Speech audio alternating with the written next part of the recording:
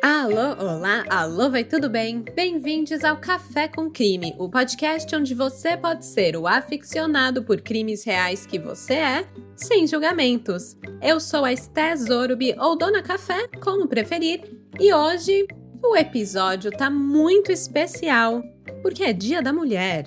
Vamos falar de um caso que foca 100% em uma mulher. E não só isso, como eu estou acompanhada de duas mulheres incríveis para contar um caso de stalking, de perseguição. E também vamos falar de teatro, bem especial. Tem tudo a ver com esse caso. E, gente, vocês já viram true crime no teatro? Eu não. Assim, particularmente nunca vi. Eu já vi em documentário, em filme, em série, em podcast, em tudo quanto é coisa. Agora, teatro é uma novidade pra mim. E esses dias eu recebi um e-mail da Elisa Volpato, que é atriz e está dirigindo atualmente um espetáculo de teatro chamado Stalking, um conto de terror documental. É sobre um caso real de stalking que aconteceu em São Paulo. Eu achei incrível, já amei, assim, super inédito logo de cara, mas aí a Elisa me conta que a peça conta a saga real da própria atriz, da protagonista do espetáculo, a Lívia Vilela. Na peça, ela revive e ficcionaliza o próprio caso em que foi perseguida por um colega de trabalho durante 8 anos, o que acabou virando caso de polícia, incluindo ameaças de abuso sexual e até de morte. A Lívia, ela é protegida pela Lei Maria da Penha desde 2020 e esse foi um dos primeiros casos no Brasil de aplicação dessa lei para o crime de stalking. E eu recebi esse e-mail, fiquei lendo esse e-mail e simplesmente de boca aberta, né? Eu precisava ouvir essa história, conhecer esse caso mais a fundo, conhecer essa peça de teatro e não tem jeito melhor para fazer isso do que trazer aqui a própria Lívia Vilela e a Elisa Volpato para contar o caso pra gente. Então esse episódio vai ser diferente. Eu entrevistei a Lívia Vilela e a Elisa Volpato e foi a partir da nossa conversa que eu criei o roteiro que vocês vão ouvir hoje. Vocês também vão ouvir a voz da própria Lívia entrando e contando partes da história. E no final teremos um pequeno bate-papo entre nós três, falando mais sobre a peça de teatro, como foi esse processo de trazer uma história real onde ela mesma foi vítima para o teatro. E a primeira coisa que eu perguntei para ela foi como ela conseguiu, né, reviver o próprio trauma na peça. Deve ser difícil demais. Mas ela traz uma resposta muito bonita para isso e uma motivação muito digna também. Isso você escuta no final do episódio, então fica até o fim para escutar esse bate-papo. Get ready for Netflix's gripping new medical drama, Pulse. Set in a cutting-edge Miami trauma center, third-year resident Dr. Danny Sims is unexpectedly thrust into a promotion when beloved chief resident Dr. Xander Phillips gets suspended. Then, with the emotional and physical stakes at their highest, a storm will push the hospital and its residents to their limits. Witness how life can change in a heartbeat when you're operating under pressure. Watch Pulse April 3rd, only on Netflix. I can say to my new Samsung Galaxy S25 Ultra, hey, find a keto-friendly restaurant nearby and text it to Beth and Steve. And it does, without me lifting a finger. So I can get in more squats anywhere I can. 1, 2, 3. Will that be cash or credit? Credit. 4.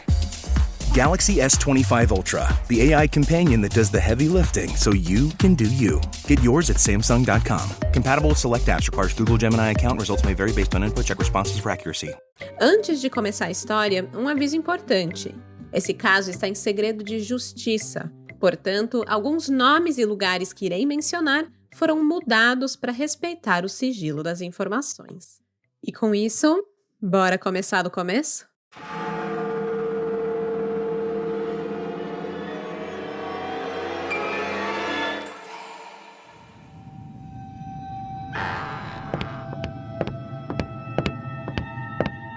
Como você sabe que está prestes a viver uma história de terror? Nos filmes, talvez seja a chegada em uma casa isolada, onde não tem sinal de celular. Mas na vida real, na vida de Lívia, foi começar a dar aula de teatro em uma ONG. Lívia Vilela nasceu nos anos 80 em São Paulo, onde viveu sua vida inteira. O teatro entrou na sua vida desde muito pequena, na 5ª série. Ela começou a fazer algumas aulas porque era muito tímida e queria se soltar um pouco mais. O que era para ser só um estímulo para a timidez ir embora, acabou se tornando a grande paixão da sua vida.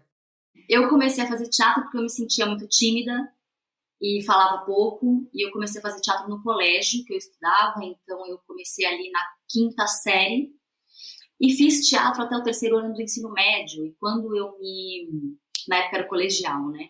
Então, quando eu me formei, eu queria continuar fazendo teatro. É como se eu não soubesse muito, eu não tivesse descoberto o que eu queria fazer. E aí, na época, meu pai ainda falou assim, se você fizer uma faculdade que não seja de arte, eu continuo pagando seus cursos de teatro. Meu pai falou na época. E aí eu falei, beleza, então topei. Fui fazer curso técnico de teatro, então eu não parei de fazer teatro, porque eu realmente gostava muito. Eu entendi que eu queria ser atriz. Eu estava ali no 3º ano, mas era quase como se eu não pudesse, então eu vou continuar, mas eu tinha que ter algo junto. Essa voz que você acabou de escutar é da Lívia Vilela.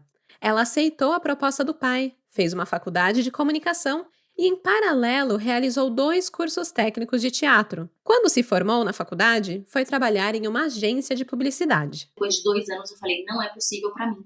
Não é o que eu quero trabalhar. Eu pedi demissão e comecei a investir energia para começar a dar aula de teatro. Em 2010, eu comecei a dar aula de teatro. Com as energias renovadas e pronta para mergulhar de cabeça em sua carreira teatral, a Lívia se especializa e faz uma pós-graduação focada em uma técnica de preparação corporal. Assim, passou a preparar alunos e atores com essa técnica, se tornando atriz e preparadora corporal, algo que a tímida Lívia da 5ª série talvez jamais imaginasse. Aos 20 e poucos anos, Lívia começa a namorar um rapaz que vamos chamar de Júlio. O relacionamento dá super certo e em 2014 se casam. Parecia que tudo na vida de Lívia estava fluindo. Trabalhava com algo que amava, estava dando aulas em diversos lugares como escolas de teatro, workshops de atores e muito mais. Estava realizada. Agora tinha seu próprio apartamento com o seu marido em um bairro que adorava em São Paulo. E aí, em 2015, ela é chamada para dar aula em uma ONG.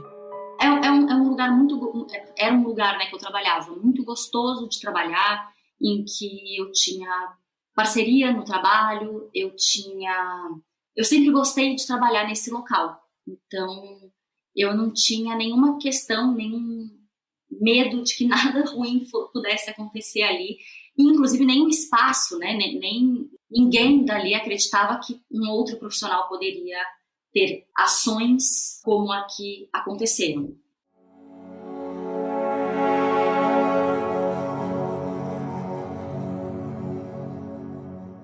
É difícil dizer exatamente onde tudo começou. Afinal, quem é que se lembra o exato dia e hora que você conheceu alguém insignificante? E não é maldade, não, chamar alguém de insignificante. Era uma pessoa que não tinha significado e importância na vida de Lívia naquele momento. Ele era um professor de xadrez da ONG, uma pessoa que ela nem sabia o nome. Era só mais um dos diversos professores daquele local, só mais um dos funcionários com quem Lívia cruzava pelos corredores e pelo refeitório, no máximo 2 vezes por semana. Ela só sabia que ele dava aula de xadrez e que em algum momento de 2015, ela se tocou que ele existia. Depois de uma manhã de aulas, Lívia tinha o hábito de almoçar no refeitório da ONG. Era um lugar bastante movimentado perto do meio-dia, já que muitos professores liberavam seus alunos para comer ali também. Era um mix de adolescentes de 17 e 18 anos fazendo bagunça, com professores e outros funcionários da escola conversando. As mesas eram daquelas compridas, onde dava para sentar dos 2 lados, e assim pessoas ficavam uma de frente para as outras. Foi numa dessas que Lívia sentou um dia ao lado do professor de xadrez. Vamos chamar ele de Felipe, lembrando que é um nome ficcional para uma pessoa muito real.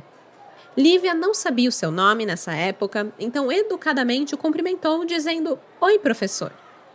Ele logo respondeu empolgado, reconhecendo que ela era a professora de teatro.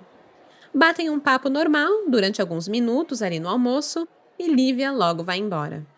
Ela gostava de tomar o horário de almoço para relaxar em sua sala, ficar um momento a sós. Normalmente, não demorava muito no refeitório. Mas foram esses pequenos intervalos para o almoço no refeitório que aproximaram ela de Felipe. Toda vez que me encontrava, era muito entusiasta de falar das peças que ele tinha ido ver, de falar de filmes. Ele sempre trazia filmes cabeça para conversar comigo. Então eu sempre pensava assim, ai meu Deus, eu quero almoçar rápido para ir lá para minha sala de aula, para eu ficar lá quietinha. Então eu dava uma atenção, mas eu comia rápido e falava, ai professor, desculpa, eu tenho que ir. E eu tentava sair o mais rápido possível. Mas eu só achava que era um professor que estava interessado em teatro, que gostava de teatro. Muita gente quis ser ator um dia na vida e não seguiu. Então eu sentia que ele gostava do assunto. Um dia, o professor Felipe gravou um filme do Bergman em um DVD pirata e entregou para a Lívia no refeitório, com um singelo comentário: trouxe para você. A Lívia aceitou o presente por educação, mas no fundo estava pensando que nem tinha DVD em casa para conseguir rodar aquele CD. Outra vez, enquanto conversavam no refeitório barulhento, o professor revelou que já teve vontade de ser ator, mas se considerava muito tímido.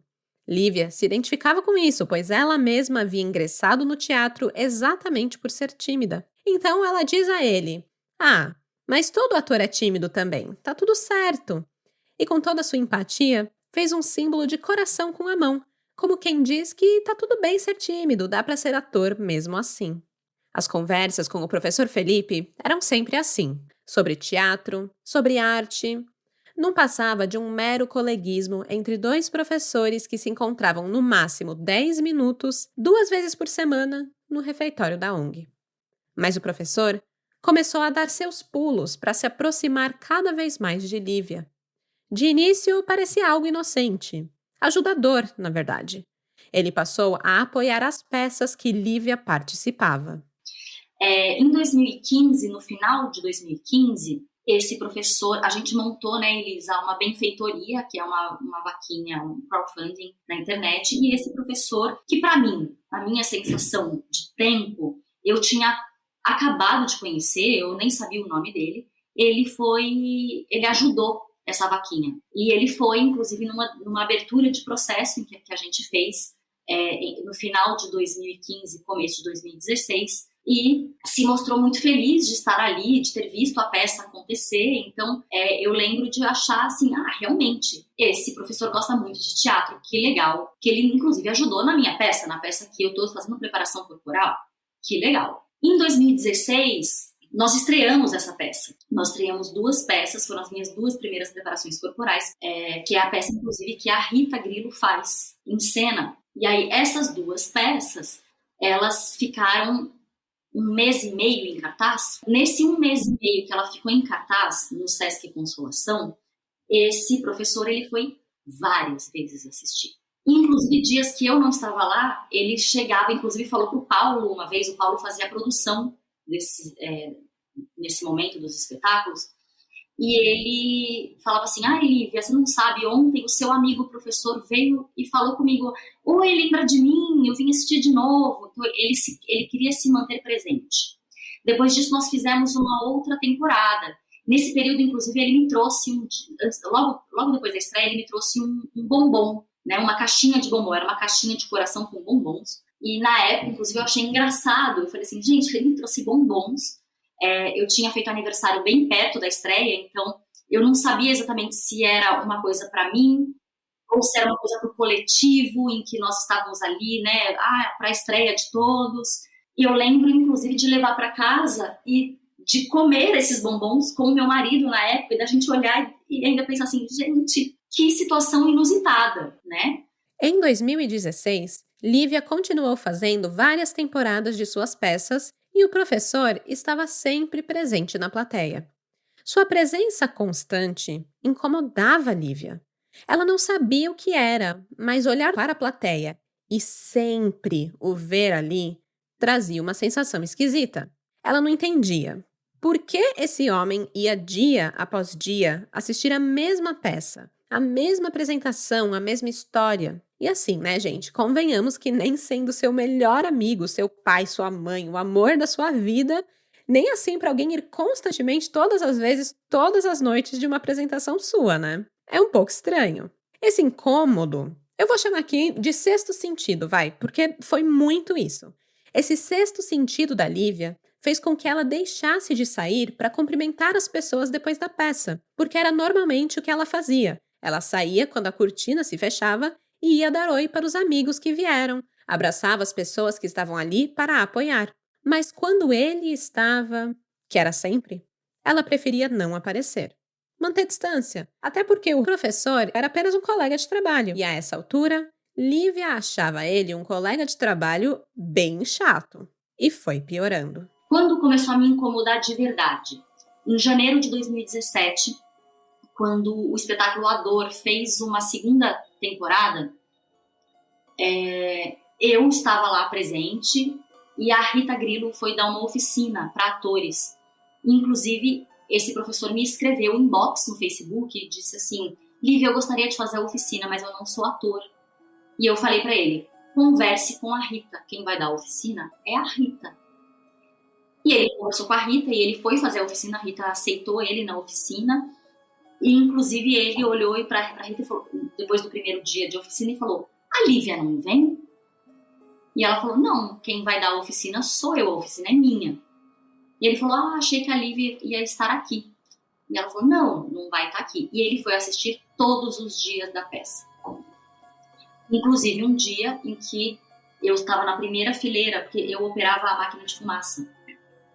E da cabine para a primeira fileira da plateia, pegava o controle para poder usar a máquina de fumaça. Então eu, para assistir a peça, eu queria assistir a peça, se tinha lugar vago, eu sentava na primeira cadeira. Um dia ele veio e quis sentar do meu lado.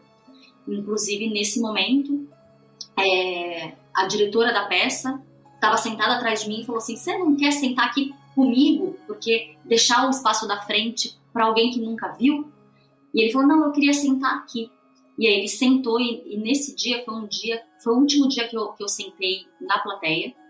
Eu estava de uma camisa e com um shortinho e sandália de salto alto. E eu lembro de me sentir muito incomodada nesse dia, em que eu cruzava a perna para o outro lado, eu me debruçava em cima da minha perna, porque eu sentia que ele não estava atento na peça. Ele conhecia essa peça de cor. Ele estava atento em mim. E aí, depois desse dia, eu, inclusive, falei com a produção do espetáculo, o Paulo, Elisa, né, nós estávamos todos lá, eu falei: gente, eu gostaria de saber se esse moço pode não entrar mais. Não tinha muito o que a produção da peça fazer.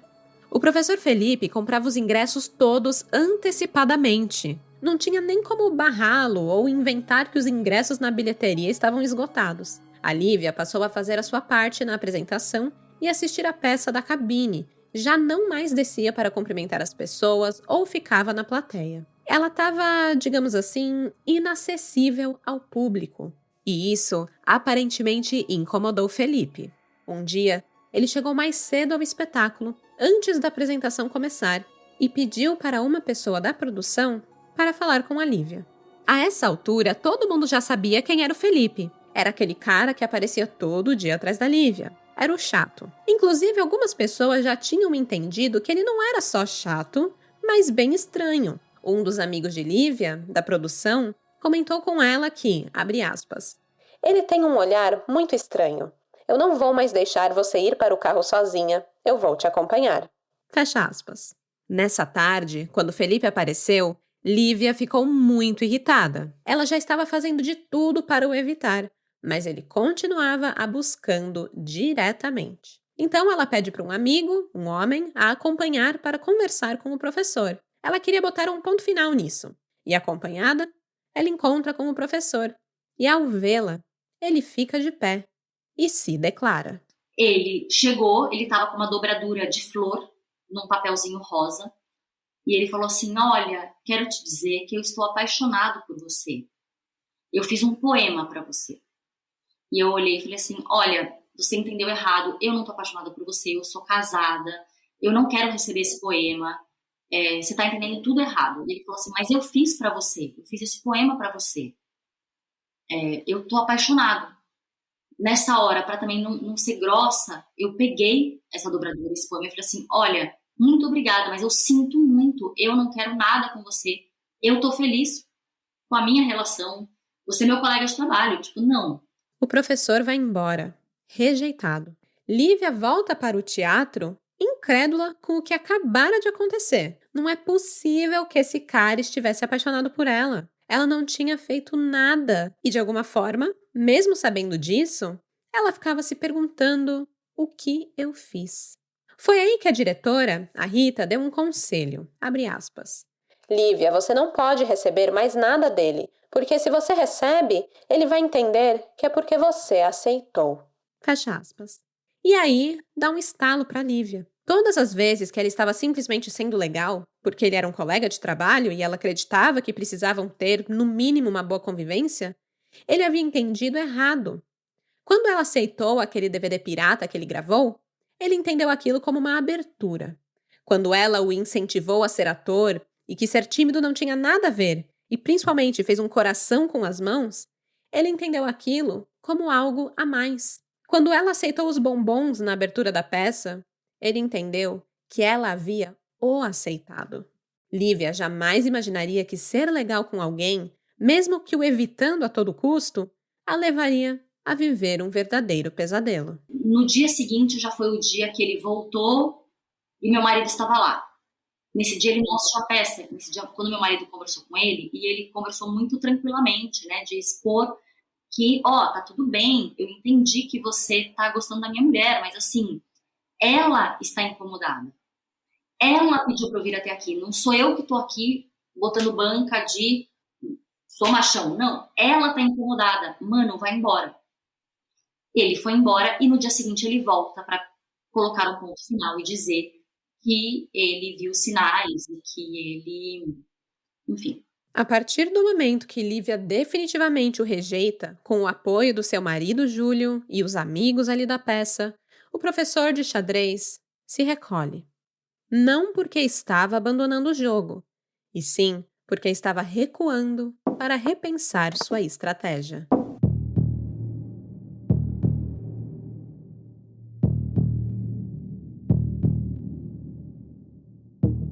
No começo de 2017, as coisas pareciam melhorar. Apesar de continuarem dando aula na mesma ONG, Lívia e Felipe não se olhavam quando se cruzavam pelos corredores, e Lívia trocou o seu horário de almoço no refeitório para evitar qualquer contato. De início, Felipe parecia aceitar. Não tentou se aproximar, deixou para lá. Parecia respeitar os limites que Lívia havia imposto. Não teriam nenhum relacionamento, eram apenas colegas de trabalho que mal se conheciam. O primeiro semestre inteiro foi assim, até que mais pro final do ano, ele volta a falar com ela. Num momento de sala de professores, que eu estava resolvendo um negócio no computador, ele sentou do meu lado, ele fez perguntas sobre que peça que eu ia fazer com os alunos, na frente de outros professores. E aí eu não me senti bem de não responder. Então eu só falei assim, falei o nome da peça. Tá tudo bem? Tudo bem. Ele faz uma pergunta e fala assim, professor, desculpa, eu tô aqui trabalhando. Para não ser grossa na frente dos outros. E aí, nesse período, foi quando, inclusive, ele ficou incisivo. Eu acho que ele também deu uma mudada ali no horário, porque ele começou a chegar no mesmo horário que eu, no almoço. Começou a sentar na mesa de almoço, perguntando às vezes para uma pessoa que estava ao meu lado, tem alguém sentado aqui? E a pessoa dizia que não. Aí ele sentava, porque era mesa de refeitório, né? Às vezes cabia assim 6, 7 pessoas, 8 pessoas. Então ele começava a perguntar para outra pessoa e sentava às vezes na minha frente. Ele se fazia presente. E no dia seguinte, eu não dava aula no mesmo dia desse professor. Esse professor, ele dava aula no mesmo dia que eu, só em uma vez na semana, dos 2 dias que eu trabalhava nessa ONG. E aí, nesse outro dia, ele estava lá de novo. E eu não quis falar com ele, e ele correu atrás de mim, para pegar no meu ombro, e ele falar comigo. Esse foi um dia que um outro colega viu, e me viu tremendo, e viu como eu fiquei nervosa. E foi só porque um colega viu que eu decidi informar meus superiores de tudo que estava acontecendo. Porque até então, nada acontecia no ambiente de trabalho. Eu estava incomodada com uma pessoa que ia nas minhas peças, que se disse apaixonado, né? Mas nada estava efetivamente acontecendo para eu ir reclamar de um colega. Como que eu vou prejudicar um colega? Nesse momento que você tem, digamos aí, uma primeira testemunha, que é essa pessoa que viu ali uma importunação, uma pessoa te incomodando, né, querendo pegar o seu braço, passando dos limites ali.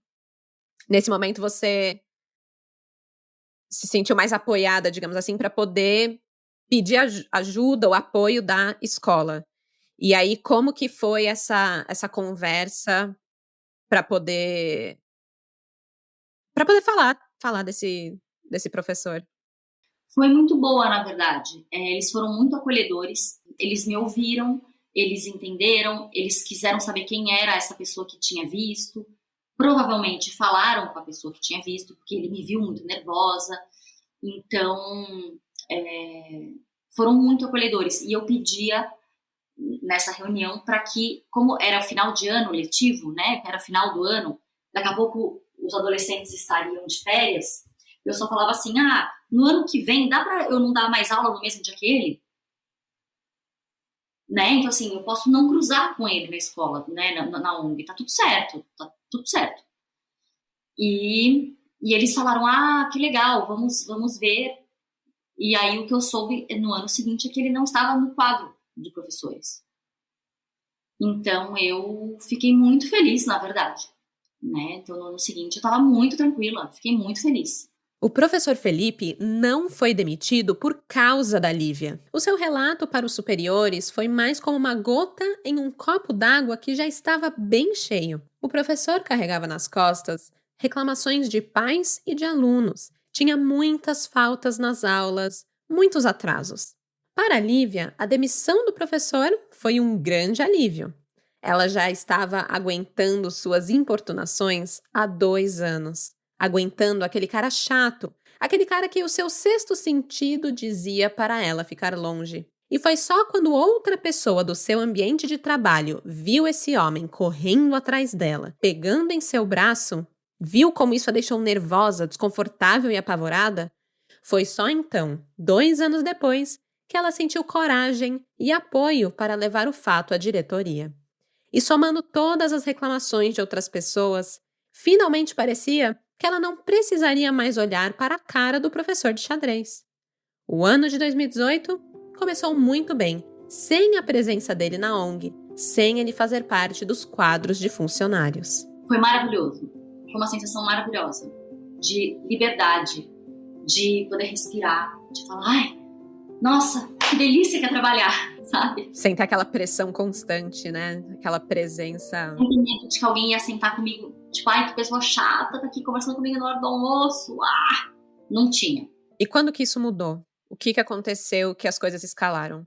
Eu, no dia 15 de março de 2018, estava na minha casa. Eu lembro que era um horário, assim, bem depois do almoço. Eu estava deitada na minha cama e eu recebo uma ligação de um número estranho. Eu atendo e ele fala, Lívia, tudo bem? Sou o professor. Nessa hora eu falei assim, como é que ele tem meu número? E desliguei. Ele voltou a ligar, eu desliguei e eu bloqueei a ligação dele. Na mesma hora, eu não... inclusive me perguntaram depois, mas você não ouviu o que ele queria te dizer? Eu falei, não ouvi. A hora que eu vi que era ele, eu falei assim, não me liga mais, não quero falar com você. Desliguei e bloqueei.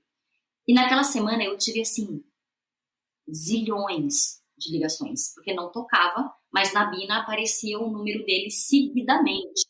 Aí, uma semana depois disso, eu recebi o primeiro e-mail. O primeiro e-mail foi uma nova tentativa de contato do professor Felipe. Ele reafirmava que estava apaixonado, que seu sentimento não tinha ido embora. Lívia ignorou, o que só fez o professor enviar mais um e depois mais outro e-mail para ela, se declarando, e se declarando, e se declarando. Ela decide pôr um ponto final. De novo, né? A Lívia responde que não tem nada com ele, que nunca teve. Pediu para ele parar de mandar mensagem. Ela ainda afirmou que estava copiando seu advogado no e-mail, para o cara entender que ela estava falando sério. A Lívia então envia o e-mail para o professor com um amigo seu em cópia. E eu tive uma resposta desse e-mail muito surreal.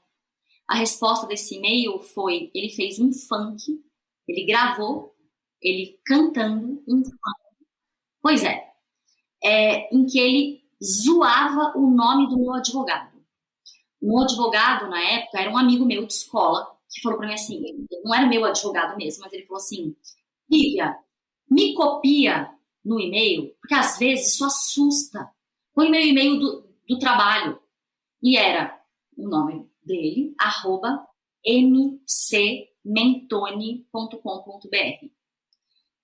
Porque, né, MC era o nome e sobrenome, e o resto do sobrenome dele, que é o nome da empresa dele, de advocacia.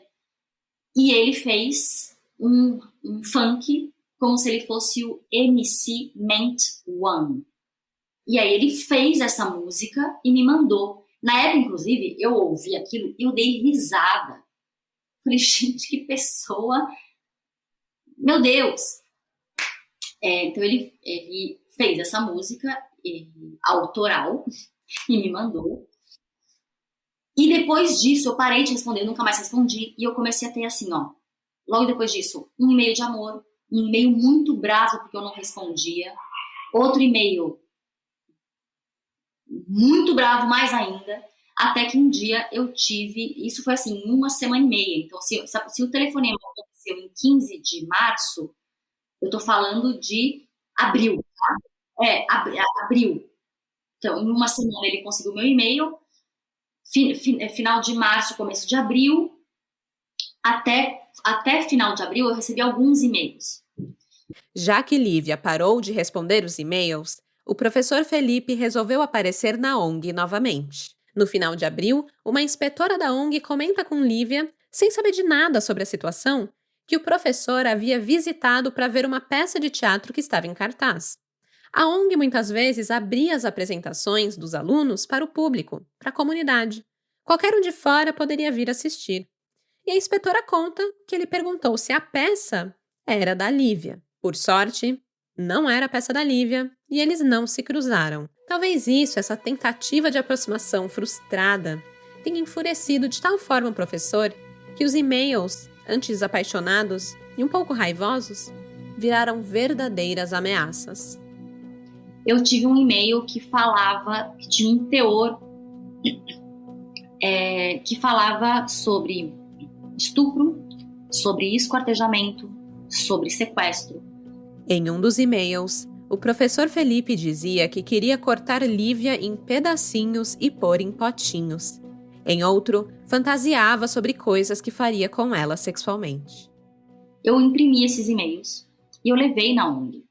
E falei, olha, eu sei que esse professor não está mais aqui, mas ele está frequentando os eventos de fora, né, os eventos abertos para a comunidade. Eu faço um tipo de trabalho que é um evento aberto para a comunidade. Quando eu apresento uma peça dos meus alunos, é para todo mundo assistir. É aberto, é gratuito para as pessoas virem assistir. Eu gostaria de pedir, assim, daqui a pouco vai ter festa junina, daqui a pouco vai ter outros eventos que são abertos para a comunidade. Eu gostaria de pedir que não deixassem mais esse professor entrar. Nesse momento, a ONG fez assim, ó, e falou, não venha mais trabalhar, fique em casa, você tira uma licença remunerada, vai na polícia, arruma um advogado, tenta uma medida protetiva. Você entende? Até então, você já tinha pensado em ir na polícia, em tomar? Isso foi... Depois desse e-mail, sim. Depois desse e-mail, eu fui numa delegacia da mulher e eu fiz um boletim de ocorrência.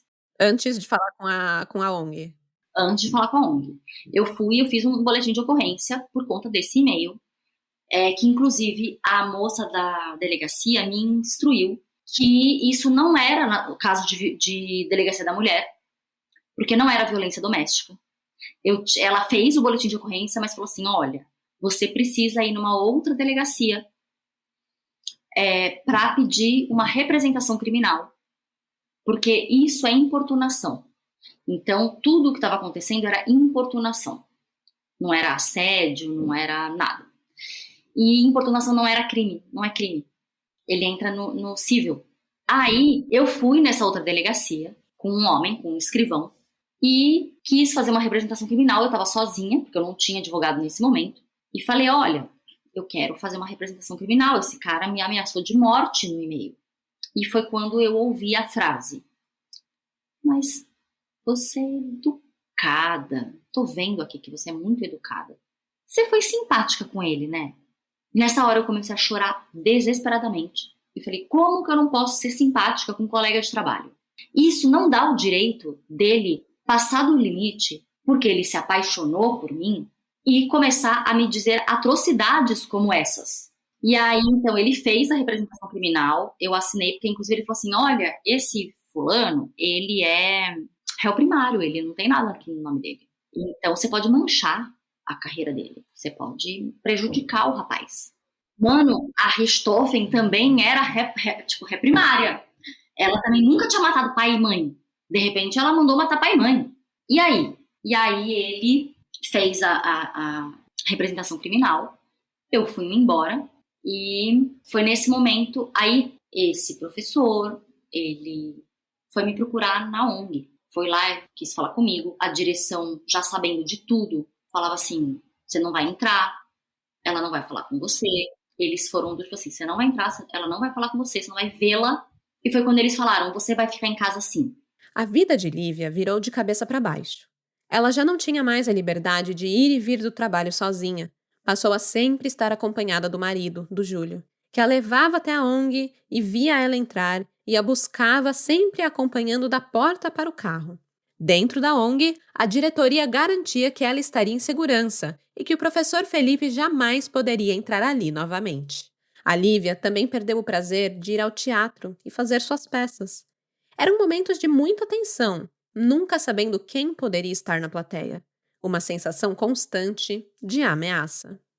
Sua vida, que até aqui tinha sido muito livre, muito alegre, muito segura, tudo isso desapareceu. Ela se sentia acuada, preocupada, ameaçada constantemente. Mas mesmo assim, com tudo isso, ela não queria deixar esse cara, esse professor, tirar tudo que ela tinha de bom na vida. Apesar da ONG pedir para ela não ir mais trabalhar, pois temiam por sua segurança, a Lívia não aceitou. Eu não queria me prejudicar no meu trabalho. Eu não queria que alguma coisa parasse na minha vida. Eu achava um absurdo eu ficar em casa, sabe? Eu achava um absurdo. E eu falava para eles, se eu chegar aqui segura, vocês garantem que eu fico aqui dentro segura? Eles falaram, garantimos. Só que depois que ele apareceu e passou o dia plantado na porta da ONG, que eu tive que sair, que eu chamei a polícia, pra polícia dar um enquadre pra eu sair sem ele me ver, depois desse dia, a ONG falou, você não vai mais vir aqui, você vai arrumar uma advogada, um advogado, você vai tentar uma medida protetiva, a hora que você conseguir uma medida protetiva, você volta a trabalhar, não se preocupa, a gente tá aqui, tá tudo bem. É isso mesmo que vocês escutaram. Em maio de 2018, uma semana antes do aniversário de Lívia, o professor Felipe ficou plantado em frente à ONG, esperando por ela. Ele chegou por volta do almoço e pediu para falar com ela. Os diretores da ONG pediram para ele ir embora. Ficaram mais de 1 hora conversando com ele na sala, explicando que ele não podia fazer isso. Felipe finalmente foi embora, mas não porque desistiu. Simplesmente mudou de estratégia. Dessa vez, volta com um violão e um presente. O presente ele entregou para os diretores. Era um livro. Pediu para darem para Lívia. E o violão? Bem, esse ele usou para cantar uma serenata para Lívia na frente da ONG. Ficou plantado ali o dia inteiro, cantando, tocando violão, esperando ela sair, esperando a oportunidade para falar com ela. Já no fim do dia, quando chegou o horário de Lívia ir embora, ele continuava ali. Nessa hora, chega o Júlio, o marido de Lívia, e entra com o carro na ONG para ela não precisar sair na rua e dar de cara com o professor. Mas eles ficaram com medo de sair de carro, pois se o professor visse, teria uma nova informação sobre ela. O carro que usava, o modelo, a cor e a placa. Sabe-se lá o que ele poderia fazer com essa informação. Então, Júlio e Lívia decidem chamar a polícia. A gente chamou a polícia chegou, fez um enquadre lá nele. O meu marido chegou a sair da ONG para conversar com ele, para falar, mano, o que você tá fazendo? Vai-se embora. E aí ele falava, eu quero ver a Lívia, eu quero falar com a Lívia. Quando a polícia chegou e aí virou meio que um burburinho, ele voltou para a ONG, eu entrei no carro e a gente saiu. Então ele não me viu saindo. E aí depois disso, assim, no dia seguinte, estava eu conversando com uma advogada para tentar que ela me defendesse, e ela é minha advogada até hoje. Depois desse dia, Lívia recebe um novo e-mail do professor, onde ele dizia, abre aspas, eu queria esperar o seu aniversário mas não aguentei. Fecha aspas. Para ele, tudo aquilo, aquela serenata, não passava de um presente, de uma homenagem. Para ele, tudo aquilo era um jogo.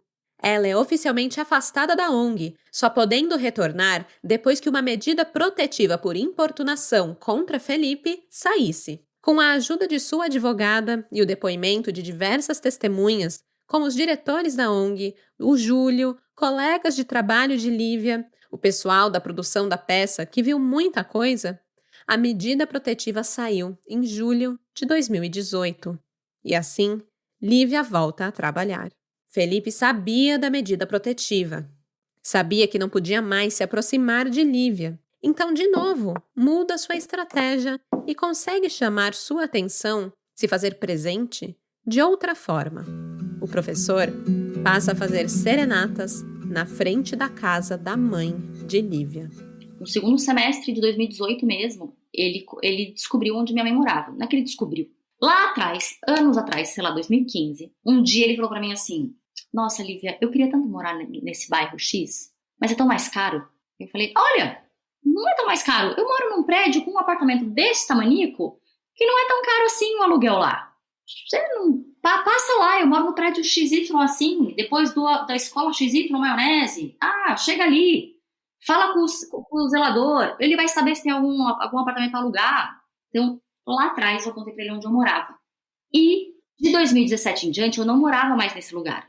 Mas a minha mãe e a minha irmã moravam no meu apartamento. Então, no final de 2018, quando ele começou a ir lá, eu falava assim: caramba, fui eu que dei o endereço para ele. Eu lembrava do dia que eu dei o endereço para ele. Eu falei: é o prédio bege com vermelho, depois da escola X, você não vai errar. Porque a gente faz isso com as pessoas. Tipo, nossa, não é tão caro não, ó, apartamento é pequeno, mas assim, você quer morar nesse bairro que é perto da ONG? Vem pra cá, tipo, você consegue, arrasa. E aí, ele começou a fazer serenatas na porta do meu antigo prédio, que é onde minha mãe mora. Ela mora até hoje lá. E aí, os porteiros começaram a, tipo, ficar sabendo. Eu comecei a chamar a polícia lá, porque aí eu não tinha uma medida de proteção. Então, eu chamava a polícia. Aí ele era detido, ficava 3, 4 horas detido e era liberado, porque importunação não prende ninguém. Ele é enquadrado e vai embora. Ele entendeu isso. Depois disso, ainda no segundo semestre de 2018, Felipe sai de São Paulo e vai ficar com a família no sul do Brasil. Lívia sabia que ele não estava mais por perto e foi vivendo a vida tranquilamente. Quer dizer, tranquilamente não, né? Porque ela ficou em frangalhos depois de tudo. Passou a fazer terapia, foi sobrevivendo, foi superando aos poucos o medo de sair de casa. Porque aí ela pensava, né? Tudo bem, ele tá lá no sul, tá tudo bem. Ela chegou a ir com o Júlio para o Rio de Janeiro para apresentar uma peça. E quando voltou, no início de 2019, foi pega de surpresa. Felipe havia enviado um inbox, uma mensagem no Instagram para o seu marido. Já que pela medida protetiva ele não podia falar diretamente com ela, foi falar com o marido.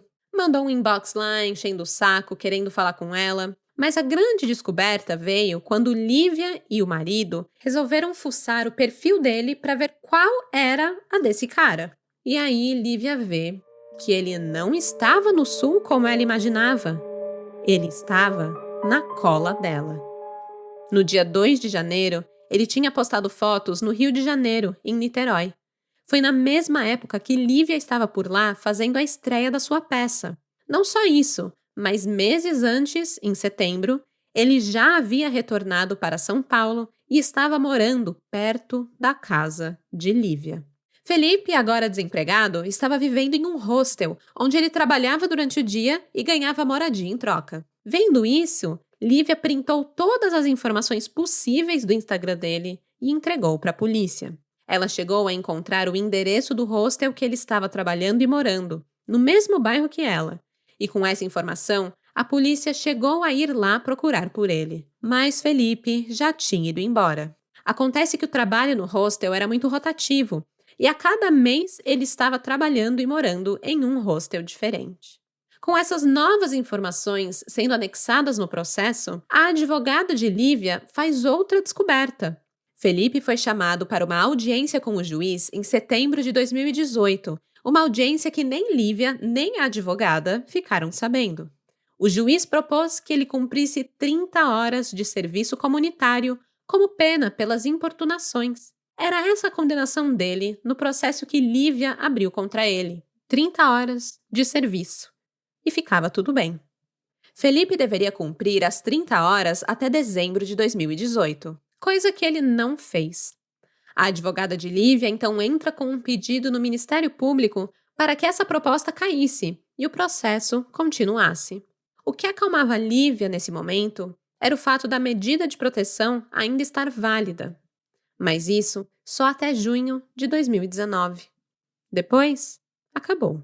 É importante frisar nesse momento que o crime de stalking, de perseguição, só foi tipificado no Brasil em 2021. É algo muito recente.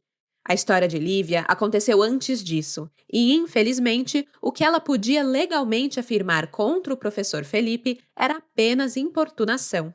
E importunação não era crime. Por mais que ele estivesse fazendo exatamente o que um stalker fazia, não existia lei sobre isso aqui no Brasil ainda. Hoje existe. Hoje, o Código Penal define o crime de perseguição como, abre aspas, perseguir alguém reiteradamente e por qualquer meio, ameaçando-lhe a integridade física ou psicológica, restringindo-lhe a capacidade de locomoção ou, de qualquer forma, invadindo ou perturbando sua esfera de liberdade ou privacidade. Fecha aspas. É exatamente isso que estava acontecendo com Lívia em 2018, mas não existia essa lei que pudesse a proteger. E como vocês viram, quando ela buscou proteção a primeira vez na delegacia, o escrivão não levou muito a sério. Afinal, ela estava sozinha, sem advogado, apenas uma mulher declarando que um homem estava a incomodando. Ninguém leva o stalking a sério até o pior acontecer. E no caso de Lívia, mesmo tendo a medida protetiva por importunação, um ataque real acontece. Um ataque planejado, calculado.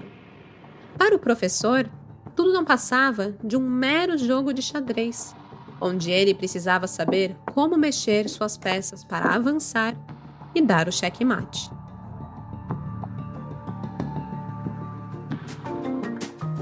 É tenso. Ainda tem muita história pela frente, mas respire fundo, tome um gole do seu café e escute esse recadinho. O podcast agora recebe apoio de ouvintes através do Apoia-se. Sim, apenas lá no Apoia-se você pode fazer uma assinatura mensal, no valor que você quiser, 5, 10, 15, 20. E com isso, você tem acesso a episódios exclusivos. Então, para você que um episódio a cada 15 dias não basta, essa é uma boa opção. Você ganha um episódio a mais por mês. Além disso, tem outros benefícios que você pode descobrir acessando o Apoia-se. O site é o seguinte, apoia.se/café com crime. Eu vou deixar o link na descrição desse episódio. É apoia.se/café com crime. Saiba que o seu apoio fez esse podcast ser possível. Muito obrigada. E pronto, recadinho dado. Deu tempo de tomar o seu gole de café? Então agora eu posso voltar pro crime.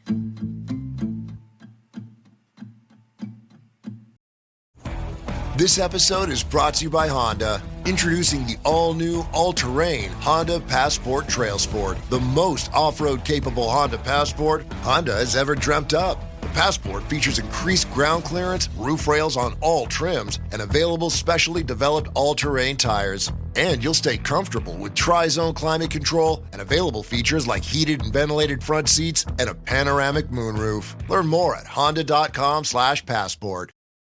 The #1 selling product of its kind with over 20 years of research and innovation. Botox Cosmetic, onabotulinum toxin A, is a prescription medicine used to temporarily make moderate to severe frown lines, crow's feet, and forehead lines look better in adults. Effects of Botox Cosmetic may spread hours to weeks after injection, causing serious symptoms. Alert your doctor right away as difficulty swallowing, speaking, breathing, eye problems, or muscle weakness may be a sign of a life-threatening condition. Patients with these conditions before injection are at highest risk. Don't receive Botox Cosmetic if you have a skin infection. Side effects may include allergic reactions, injection site pain, headache, eyebrow and eyelid drooping, and eyelid swelling. Allergic reactions can include rash, welts, asthma symptoms, and dizziness. Tell your doctor about medical history, muscle or nerve conditions including ALS or Lou Gehrig's disease, myasthenia gravis, or Lambert-Eaton syndrome, and medications, including botulinum toxins, as these may increase the risk of serious side effects. For full safety information, visit BotoxCosmetic.com or call 877-351-0300. See for yourself at BotoxCosmetic.com. Nos primeiros meses de 2019, Lívia foi apresentar 2 peças em Recife, onde atuava como assistente de direção e preparadora corporal dos atores.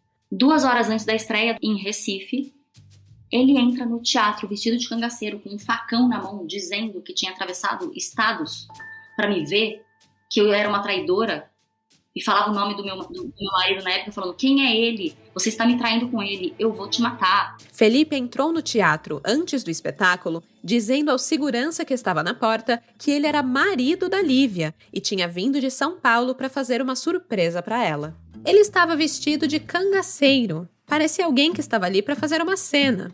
E bem, estavam no teatro. O segurança o libera. Ele entra e aí sua cena começa. Felipe sobe ao palco, onde Lívia estava.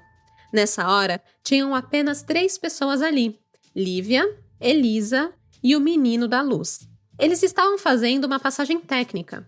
Lívia tinha acabado de soltar a música de plateia, e foi bem aí que ele entrou. Lívia não o reconheceu de imediato. O menino da luz começou a rir, porque um cara, do nada, entra vestido de cangaceiro. Ele não estava entendendo se era uma brincadeira ou o quê. Mas na hora que Lívia se toca quem é, ela parte para a posição de defesa. Afinal, o professor, agora cangaceiro, estava carregando um facão. Apavorada, Lívia se protege com o que tinha, uma cadeira. Coloca a cadeira entre ele e ela.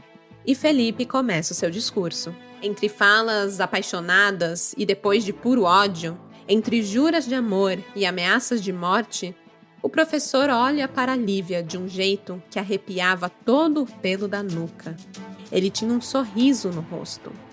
Estava adorando ver Lívia com medo, se agarrando naquela cadeira como se fosse sua vida. Tudo para ele era um jogo. E eu acho que ele era bem perverso, que ele se divertia. A cada movimento de medo que eu tinha, eu acho que ele se divertia. O olhar e uma risadinha assim. Ele falava muito educadamente. Muito baixo, com um sorrisinho assim. Então, ele se divertia de me ver com medo. Em certo momento, Lívia levanta a voz e responde. Xinga o homem que vinha a aterrorizando por anos. Felipe xinga de volta. E o barulho ali da briga começa a escalar e chamar a atenção de outras pessoas no teatro, como o segurança e outras pessoas da produção que tinham se retirado daquela região para o camarim. Nisso, uma delas liga para a polícia. Mas antes, Lívia pede para Elisa gravar tudo aquilo, gravar que Felipe estava ali, quebrando a medida protetiva, gravar como ele a ameaçava. Foi o maior auê, uma baita confusão, e tem tudo isso em vídeo. E o que fez o professor, vestido de cangaceiro, parar a sua encenação foi uma garrafa de água. Lívia pega uma garrafa plástica e joga em sua direção, acertando a sua cabeça. Ele para tudo e, em meio ao seu sorriso cínico, vira as costas e vai embora. Em frente ao teatro que Lívia estava, por sorte, havia uma delegacia da mulher. Na hora em que Felipe saiu do teatro, ele foi detido. Foi só aí que Lívia e todos ao redor descobriram que aquele facão que ele carregava era de mentira, de plástico, mais uma parte do seu jogo. E eu fui até a delegacia da mulher, inexplicavelmente só homens trabalhando, né? Veja bem.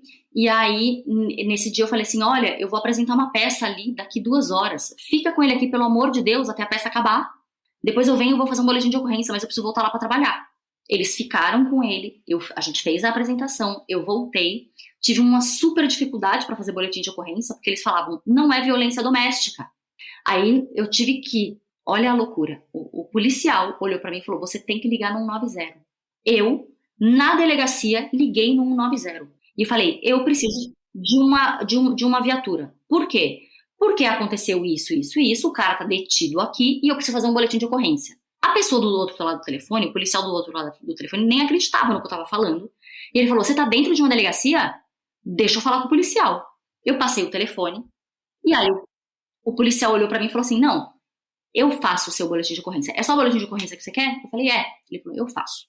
Então, sentei eu pra fazer um boletim de ocorrência, finalmente. E aí ele fez o boletim de ocorrência pra mim, contou tudo, todo o relato que tinha, colocou o nome das testemunhas, né? O cara do teatro, né? O segurança do teatro, a Elisa, a outra atriz, o dono do teatro que tava lá também, que colocou ele pra fora, colocou o nome de todo mundo lá, que era testemunha. E aí, quando eu voltei pra São Paulo, esse boletim de ocorrência, uma juíza entendeu que por conta dele ter dito que eu o estava traindo, sendo que eu nunca tive nada com ele, ela entendeu que na cabeça dele isso existia, ou, né, enfim, que então se caracterizava sim uma brecha para eu entrar na Lei Maria da Penha. Foi assim que eu consegui a Lei Maria da Penha. Porque a juíza entendeu que para ele entendia que eu o traía. Ele entendia que tinha esse poder sobre mim. Então, eu fui enquadrada na Maria da Penha e desde julho de 2019, se eu não me engano, eu tenho a Maria da Penha. E eu fui uma das primeiras mulheres no Brasil a ter a Maria da Penha no caso de stalking. Isso foi algo realmente inédito. A Lei Maria da Penha contempla violências contra as mulheres em âmbito doméstico. Então, é violência doméstica. Ou seja, é uma lei que normalmente se aplica aos maridos, namorados, companheiros que morem junto ou não com a mulher. Pode até mesmo ser um ficante. Se acontece perseguição entre pessoas que já se relacionam antes, poderia ser muito mais fácil sair a Maria da Penha para a vítima do stalking, porque aí é considerado uma violência contra uma mulher em âmbito doméstico. Não era o caso de Lívia. Lívia jamais teve qualquer tipo de relacionamento com o professor de xadrez. Eram colegas de trabalho. Por isso demorou tanto tempo para ela conseguir se enquadrar nessa lei. E isso só aconteceu porque uma juíza, ao analisar o boletim de ocorrência feito lá em Recife, entendeu que na cabeça do Felipe ele tinha um relacionamento com Lívia. Um relacionamento imaginário, que fazia ele tratar Lívia como se fosse realmente sua namorada, esposa, companheira, enfim. Então, por mais que o caso de Lívia seja um caso típico de stalking, a proteção que ela recebeu foi por violência doméstica, pela Lei Maria da Penha, por esse motivo que acabei de explicar. E também por não ter lei para crimes de perseguição nessa época, né? Lá em 2019. Apesar do seu caso parecer ter sido solucionado, digamos assim, as sequelas que ficaram foram muitas. Lívia foi diagnosticada com um transtorno de estresse pós-traumático. O seu corpo começou a sentir o peso da perseguição também. Eu tive um período com muitas dores de cabeça. 2019, 2020. Eu tive uma infecção renal, que eu fiquei 4 dias internada em 2019, logo após Recife, que inclusive eu fui para o hospital e fizeram um exame e não encontravam bactéria. Não encontraram a bactéria. Então me deram na veia um antibiótico de largo espectro e depois eu terminei com antibiótico em casa oral, sem saber qual era a bactéria, que me deu uma infecção que inflamou o meu rim inteiro, o rim esquerdo, e que me deu febre. Eu tive uma toxoplasmose muito com sintomas. E depois de eu ter essa toxoplasmose, eu descobri que 80% das pessoas nem sente. E algumas pessoas sentem um pouco. Eu tinha dores musculares, eu tinha dor na pele, eu tinha febre. E isso, o meu ex-marido pegou no mesmo momento que eu. E a dele foi tão forte quanto. Ele adoeceu comigo. Nós adoecemos com tudo isso. Depois disso, veio a pandemia. Todo mundo estava em casa. Eu, nesse período todo, fiquei muito doente. De 2018 em diante, eu fiquei muito doente. Eu tive uma infecção renal. Eu tinha pesadelos em que eu acordava engasgando, tossia de madrugada. Eu engasgava muito. Eu tive tremedeira, eu tinha muitas febres, ninguém descobriu do que era. Eu tinha muito medo de sair na rua.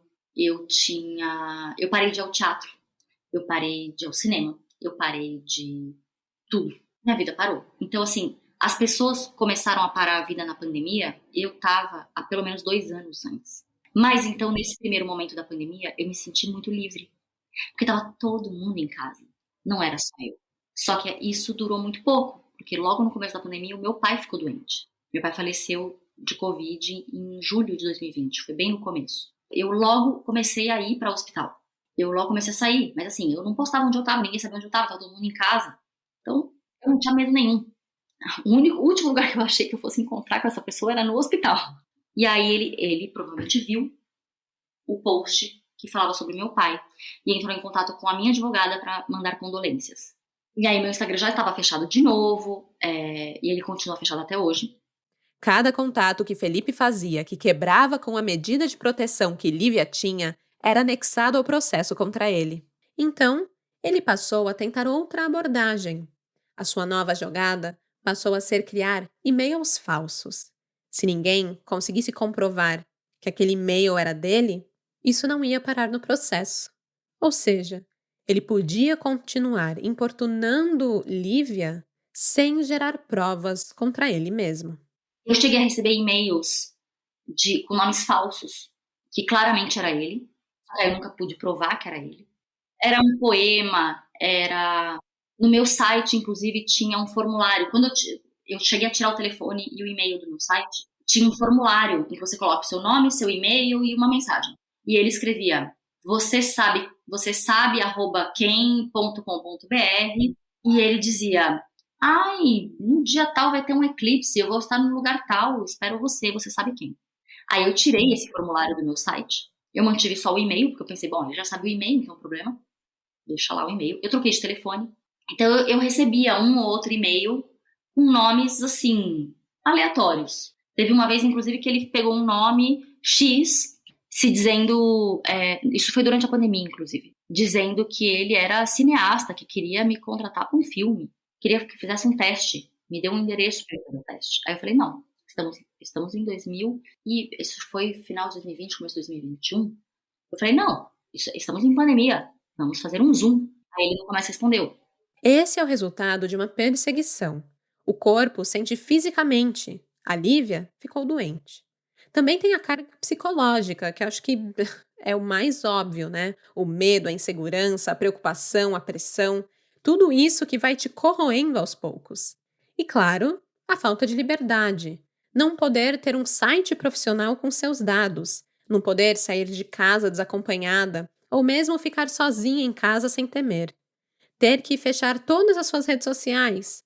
E para Lívia, que é atriz, às vezes isso queria dizer que deixaria de divulgar uma peça, um trabalho novo. Ter toda a sua rotina alterada. O stalking pode não virar um homicídio, mas mata a sua vítima diariamente, pouco a pouco. Quando, em 2021, eu recebi um e-mail dele, que eu sabia que era ele, eu liguei para minha terapeuta, tremendo e chorando. Racionalmente, você pensa, você recebeu um e-mail, a pessoa não está do seu lado. A pessoa não está na porta da sua casa. Por que você treme? Por que você chora? Por que te dá dor de estômago? Se você não está em perigo real. Chegou uma hora que Lívia disse basta. Chega de viver assim. E decidiu expurgar esse peso que carregava em seu ser em forma de peça de teatro. Eu lembro de ter rolado alguma coisa na rede social, não sei se foi da Dani Calabresa, aconteceu alguma coisa e que as pessoas começaram a relatar. Foi um Me Too Brasil que rolou. E eu lembro de pegar o meu celular, gravar um vídeo e postar um story contando o que eu tinha vivido. Eu postei e deletei. Não chegou a ter nenhuma visualização, não deu tempo. Porque nessa hora eu postei, eu deletei e falei, não é por aqui que eu tenho que contar essa história. Onde eu vou chegar com essa história pelo story? Eu sou atriz, eu posso dar um jeito de pôr isso em cena. E era uma época que a hora que eu falava sobre isso, eu me emocionava. Agora, ainda me dá um bolo no estômago, mas é diferente. É quase como se agora eu tivesse uma força. Mas eu só ganhei essa força porque eu tive parceiros. Lívia se junta com uma equipe que topa produzir uma peça de terror baseada em seu caso real. Em 2022, a dramaturgia fica pronta e começam os ensaios. Foi um período de verdadeira descoberta para Lívia. No início, chorava muito e era difícil reviver aquelas cenas que, para ela, foram tão reais. Quando a gente entrou na sala de ensaio em maio, foi o mês mais difícil para mim. Eu ficava muito nauseada. Era físico. O sentimento de estar em perigo, acuada, volta com tudo. Mas com o apoio e a direção da equipe, conseguiu transcender e olhar a própria história de fora. Enfim, no segundo semestre de 2022, a peça finalmente estreia. Depois que a peça estreou, ele entrou em contato comigo. Eu anexei no processo. E pela primeira vez ele teve um mandado de prisão deferido. E ele foi preso. Quanto tempo eu não sei. Quanto tempo será? Quanto tempo já foi? Eu também não tenho... É segredo de justiça, né? Um processo de violência. Então, eu só sei que ele foi preso. Eu tenho muito medo, por exemplo, de se ele estiver solto nesse momento em que eu tô falando com você, por exemplo. Eu não sei. Ou se ele for solto daqui 10 dias, um mês, não sei. Em que ele queira vingança, por exemplo. Quando eu soube que ele foi preso, a minha primeira reação foi: uma pessoa foi presa por minha causa.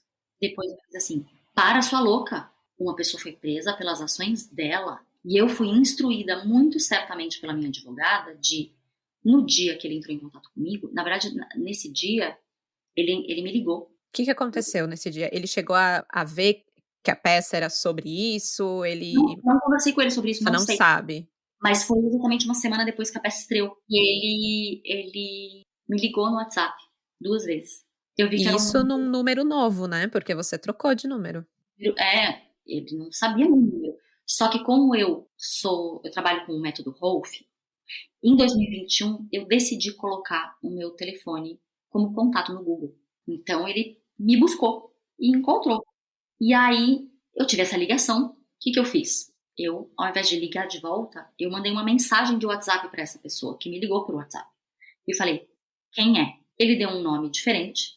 E ele falou assim: oi, Lívia, é o Jonas. E eu falei assim: pois não? Ele: nós nos falamos semana passada, você não lembra? Nessa hora eu achei estranho. E eu falei: não me lembro. E aí ele foi e falou uma frase que me remeteu, uma frase meio... eu nem me lembro, você entende? Mas era uma coisa meio assim: eu queria saber o que você acha sobre relações de... blá, blá. Não me lembro. Os tipos de coisa que ele falava. E aí nessa hora eu falei assim, a minha resposta foi: fulano, e dei o nome dele. Você está infringindo uma medida protetiva da Lei Maria da Penha, você não pode falar comigo. Vou te bloquear agora.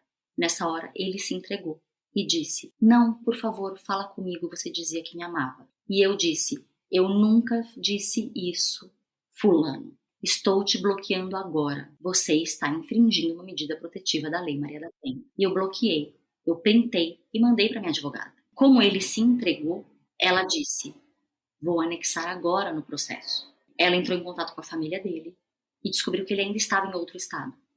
Então ele me ligou de outro estado, o que me tranquilizou, porque eu cheguei em casa tremendo, com dores de estômago. Naquele dia eu chorava e eu tremia, mesmo tendo certeza que ele não sabe onde eu moro. Porque se ele não descobriu onde eu morava com o meu ex-marido, hoje, então, nesse dia, inclusive, meu ex-marido veio até a minha casa para saber se eu estava bem. Para falar: tá tudo bem? Quer que eu fique aqui? Eu falei: não, pode ir embora, tá tudo bem. Obrigada por ter vindo. E isso aconteceu no começo de novembro, né? De que ano que foi? Ano passado. Ou seja, 2022.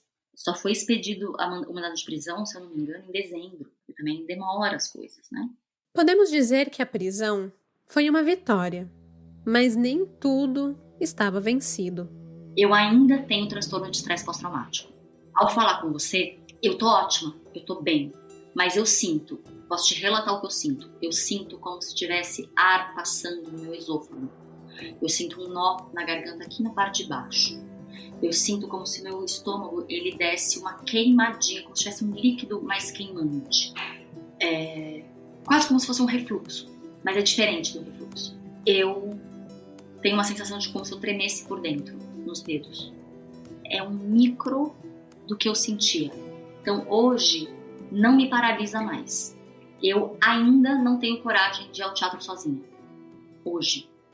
Stalking passou a ser crime em 2021 e foi mapeado pela primeira vez pelo Anuário Brasileiro de Segurança Pública no ano passado. Nesse primeiro levantamento, foram registrados mais de 27 mil casos de perseguição em 22 estados brasileiros. Isso quer dizer que mais de 3 casos de stalking foram registrados por hora no Brasil em um ano. Como a Lívia mencionou no próprio caso dela, às vezes demora para entender que você é uma vítima de uma perseguição. Como saber se uma pessoa está passando dos limites, que um interesse se tornou obsessão? Bem, se você tem medo de sair de casa, se você sente necessidade de mudar a sua rotina para evitar outra pessoa, se você precisou bloquear um perfil nas redes sociais ou bloquear números de telefones de alguém que te incomodava constantemente, se você passa a trancar as suas contas das redes sociais para evitar que essa pessoa saiba sobre sua vida, todos esses pontos, juntos ou isolados, indicam que você pode estar sendo perseguida. Para denunciar, basta procurar a delegacia mais próxima ou acessar a delegacia eletrônica para fazer o registro do boletim de ocorrência. Depois, muito importante, é preciso fazer uma representação na delegacia, que é dizer às autoridades que você deseja que o seu perseguidor seja processado. E se você não é uma vítima de perseguição, eu espero muito que não, é ainda assim importante saber esses detalhes e saber identificar e ajudar pessoas à sua volta que possam estar nessa situação. Lembra do caso da Lívia? Ela só conseguiu levar o caso à frente e denunciar depois que teve apoio e testemunhas para corroborar a sua história. Sem apoio, a vítima fica sozinha nessa luta que já é difícil por si só.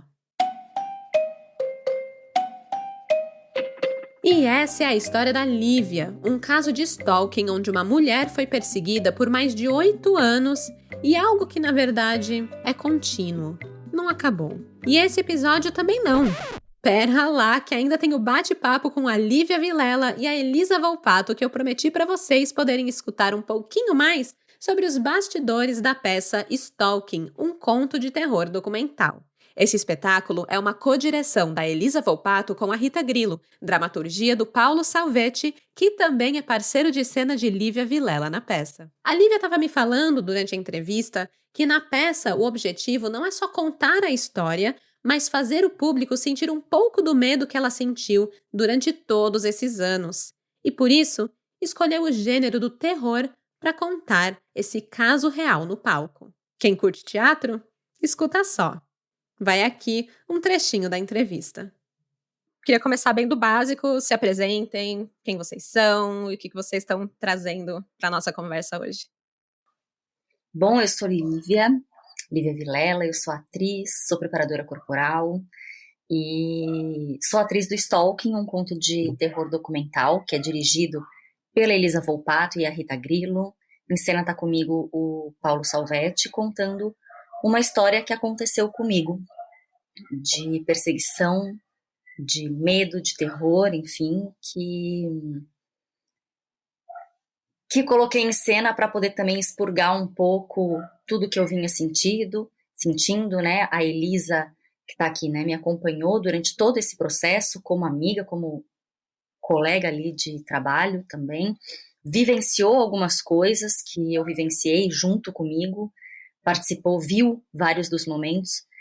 Então, é isso que eu vim contar para você aqui um pouquinho sobre essa história que eu vivi por vários anos e que hoje, né, que já envolveu polícia, já envolveu questões de justiça, que já envolveu advogado. E é isso. Legal, obrigada por compartilhar. Elisa, quer se apresentar também? Sim, prazer. Eu sou a Elisa, sou atriz e diretora. E esse espetáculo, então, né, que eu dirijo a partir da história da Lívia, é uma codireção, né, uma codireção com a Rita Grillo. E quem assina a dramaturgia, né, a partir desse relato da Lívia é o Paulo Salvetti, que também está em cena com ela contando essa história. E nós estamos aqui no Café com Crime porque possivelmente nós somos um dos primeiros espetáculos de teatro true crime né? Que é quase uma febre, né? É um estilo, né, de narrativa que está muito em alta no audiovisual, mas que eu acho que a gente viu pouquíssimo no teatro, né? E é uma história real, então, um caso real de assédio, de perseguição, né? De stalking, que esse termo em inglês é usado mesmo no Brasil. E a gente acha importante trazer essa narrativa, porque além de, né, a peça, além de funcionar como uma maneira da Lívia ir além desse trauma, né, gigante na vida dela, é ela compartilhar essa história para que a gente fale sobre isso e para que a gente crie consciência sobre esse assunto, né, na sociedade, assim como um todo, e para que outras mulheres não passem por isso, né, para que a Lívia também compartilhe quais foram as maneiras possíveis, né, dela solicitar ajuda nesse processo.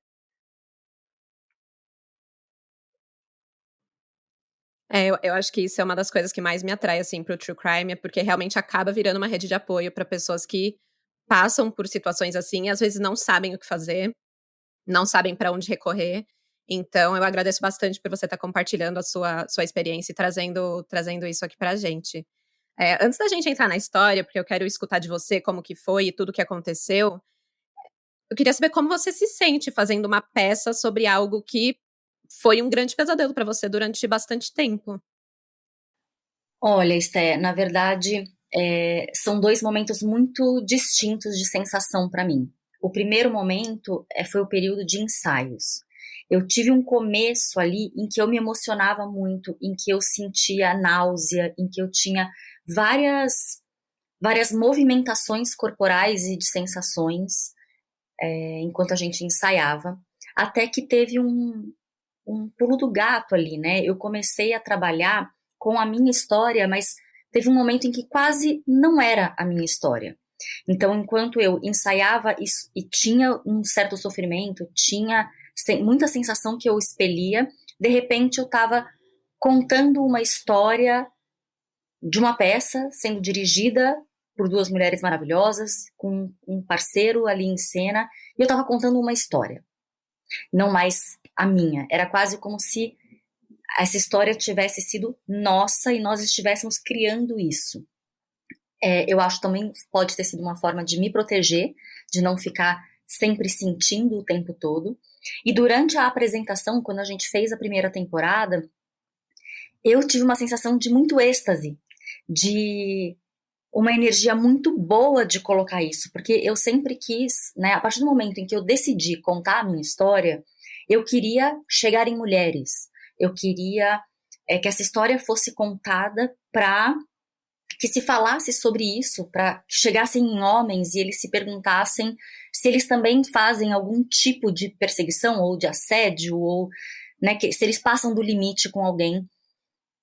E desde o primeiro dia, eu tive um feedback muito positivo de mulheres que sofreram com algum tipo de assédio, ou de mulheres que falaram, eu fui com uma amiga e ela nunca contou isso pra ninguém, depois de assistir sua peça ela me falou que ela também viveu algo assim, de homens que vieram se perguntar, vieram falar pra mim, né, nossa, será que eu faço alguma coisa assim? Fiquei me perguntando, e depois a cada dia de apresentação eu tinha algum feedback assim. Então, para mim, eu estava em êxtase de o que eu queria era isso mesmo, era disseminar essa dúvida no homem e essa atenção na mulher, de que, não, você não é louca, se você está sentindo que tá alguma coisa errada, nossa, eu me senti estranha, não duvide de você. Porque eu duvidei de mim por muito tempo. Inclusive na peça a gente fala quanto tempo demora pra gente perceber? Quanto tempo demora pra coisa ficar perigosa? Quanto tempo demora? E eu fiquei me perguntando isso, quanto tempo demorou não pra eu perceber, mas pra eu realizar de que tinha algo acontecendo, de que eu não era louca, de que aquela sensação estranha, olha onde chegou. Sabe? Então, na primeira vez que eu contei pra alguém que eu me senti estranha com essa situação toda, se ali eu tivesse tido algum suporte de falar, vamos lá, vamos né? É muito difícil falar isso, porque às vezes é só uma pessoa que está apaixonada, só uma pessoa que está passando do limite. Mas como colocar esse limite e falar, daqui você não passa? É uma linha muito tênue, né? Mas eu sinto que esse limite ele foi muito alargado por muito tempo. Tá. E Elisa, para você, dirigir uma atriz que você sabe que tem um certo trauma com a própria temática do que está sendo falado, e você também de ter presenciado muitas coisas ali que vocês viveram juntas, isso te afetou também durante esse trabalho? Eu sinto que esse trabalho, ele é quase como um grito coletivo, assim, né? Porque refletindo sobre o que a Lívia passou, tendo acompanhado essa história, qualquer mulher, né, que se depara com essa história, faz algumas conexões, né, com a sua própria vida. Eu acho que é inevitável, assim, é difícil uma mulher que não tenha passado por alguma situação de assédio, né? Então, eu acho que eu me conecto muito no sentido do que eu também gostaria de falar, também sobre os assédios que eu já sofri. Os assédios, eu digo nesse sentido desses limites extrapolados, né, pelos homens, né, porque são sempre, um pouco sobre isso também, né, desses limites extrapolados, dessa falta de respeito, né, de até onde pode ir, né. E eu acho que todas nós mulheres já passamos um pouco por isso, assim. Então a peça ela vira esse grito coletivo, né?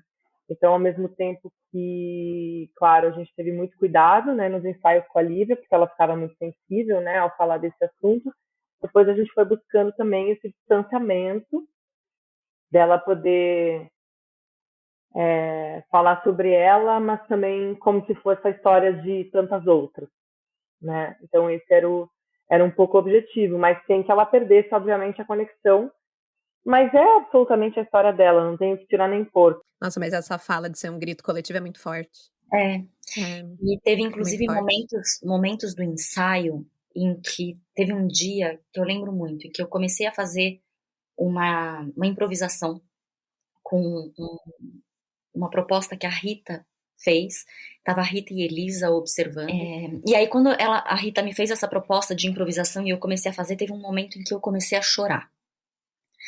E na hora que eu comecei a chorar, e foi um choro sentido, ela parou a improvisação. Ela falou, parou. Nessa hora, eu olhei pra ela e falei, não tenha dó de mim. Falei, não tenha dó de mim. O choro não é só isso. O choro é algo que tem que sair. Eu não tô pensando em uma situação específica. Eu não tô sofrendo de novo isso. Mas é um choro que saiu. E eu acho que... E aí ela falou assim, eu não tenho dó de você. Eu falei, se estiver doendo, eu vou parar. Eu paro. Se não estiver doendo, me deixa continuar. E esse choro veio, eu chorei, e ele sumiu. É porque tem um tanto que eu acho que tem que acessar, sabe? Eu falei isso pra Lívia também, eu acho que não é fácil, né?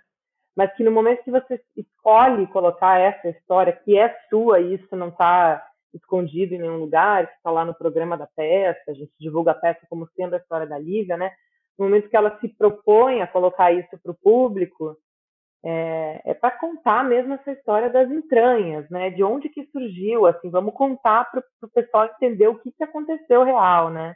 Claro, depois com toda a plasticidade, com toda a linguagem da peça, que também vai além, né, do realismo, né, Lívia, vai para um fabulesco, para um terror, enfim, eu acho que são várias estéticas e linguagens que começam para contar essa história. Mas tem um cerne ali, né, que é a história dela muito profunda, né, e que teve muitos momentos difíceis, não tem por que esconder, né. É muito surreal. Sim. Se falasse que a peça era ficção, eu ia falar, não, beleza, porque, tipo, parece uma coisa que não chegaria a acontecer, sabe? Então é muito surreal mesmo, e tem muitas camadas, muitas reviravoltas também. De novo, muito obrigada, sei que não é uma coisa... Por mais que você esteja bem, não é uma coisa fácil de se falar, nem de se relatar. Então eu agradeço de verdade por você compartilhar essa história. Principalmente por trazer a peça, porque, de novo, eu acho que tem um valor muito importante, né? De certa forma, você transformou algo doloroso em algo que dê para ajudar outras pessoas. Utilidade pública, perfeito. Porque, na verdade, essa era a função que eu queria. Desde o princípio, a minha ideia é: eu quero fazer uma peça? Eu quero fazer uma peça. Eu sou atriz, eu tô fora de cena há 5 anos por medo. Então, se eu vou voltar pra cena, vai ser falando sobre isso. E se eu vou falar sobre isso, como eu quero falar sobre isso? Eu quero falar sobre isso como eu quero trazer você, espectador, para ter medo comigo durante a peça. Então, a gente foi estudar os true crimes, a gente foi estudar os filmes de terror para fazer com que a plateia entrasse e sentisse o medo que eu senti em um ou outro momento. Para sentir o desespero que eu senti em um ou outro momento. E a Elisa e a Rita conseguiram na direção, junto com a Jaqueline Stefanski, que foi assistente de direção, e a dramaturgia do Paulo, essa equipe conseguiu me ajudar a trazer para o público um pouquinho do que eu senti em alguns momentos da minha trajetória dessa perseguição. Então, a plateia, quando termina, ela não só assistiu, ela não só recebeu essa informação, ela vivenciou comigo um pouco. Então, a plateia vivencia um pouco. Tanto que o final da peça, as reações das pessoas são sempre muito grandes. Eu nunca tinha feito uma peça que tivesse uma reação tão grande no final, na última cena. Então... É verdadeiro, né? É verdadeiro. Então, as pessoas vivenciam. Então, crimezeiros desse meu Brasil, sintam-se convidados pela Lívia e pela Elisa para irem ao teatro assistir True Crime. A peça Stalking, um conto de terror documental, estará no Teatro Cacilda Becker, em São Paulo, do dia 17 de março a 4 de abril. É True Crime, é no teatro, e quem vivencia é quem viveu tudo na vida. Porque geralmente a gente também vê True Crime com uma representação... É uma terceira pessoa, né? Na terceira pessoa. Então, assim, é uma atriz que vivencia o que aquela pessoa viveu. Não. Eu conto na primeira pessoa o que eu vivi. Então, eu olho para a plateia e eu falo, até quando eu vou viver isso? Eu falo na primeira pessoa. Então, isso eu acho que também mostra para a plateia, isso choca a plateia, porque eles olham e falam, olha o que essa moça está fazendo. Olha a coragem dela. Se ela teve coragem de fazer isso, eu posso ter coragem de ir lá denunciar alguém. Porque eu estou denunciando aos 4 ventos. Não, isso é muito forte. Então, assim, eu não digo nomes, eu não falo nada. Mas eu falo tudo. E é algo... De novo, é inédito, gente, eu nunca vi isso. Quando a Elisa me falou, eu falei, cara, eu preciso falar com essas pessoas, porque isso é incrível, é incrível, de verdade. Parabéns pelo trabalho, parabéns pela coragem, parabéns pela sua luta, por toda a superação e desejo do fundo do coração todo sucesso para essa peça, que possam ter muitas, muitas, muitas temporadas, que vocês possam fazer sempre e que todo mundo tenha realmente a oportunidade de assistir, porque, assim... É muito único de verdade. E agora sim, chegamos ao final desse episódio. Ele foi bem diferente e eu tô muito feliz. Achei bem legal. Quero saber se vocês gostaram. Então vai lá no Instagram, @cafécomcrime e comenta, manda um inbox, comenta na foto desse episódio o que você achou. Eu fiquei muito feliz de ter conseguido trazer esse caso para vocês e essa conversa super importante com a Lívia e a Elisa, 2 mulheres incríveis. Aliás, feliz Dia das Mulheres para vocês duas e para todas as crimezeiras que estão escutando. Espero que tenham curtido, mas principalmente que tenham se sentido apoiadas ao escutar esse relato e saber que vocês não estão sozinhas. Até o próximo episódio do Café com Crime, não na próxima quarta-feira, mas a outra. E até lá, saibam que vocês não estão loucas e confiem no seu sexto sentido. Porque de desgraça, já basta esse podcast. Tchau, tchau! Esse episódio foi escrito, produzido e apresentado por mim, Stephanie Zorubi, com edição de áudio e sonorização de Luigi Calistrato. E um agradecimento especial para Lívia Vilela e Elisa Volpato por terem trazido esse relato para o Café com Crime.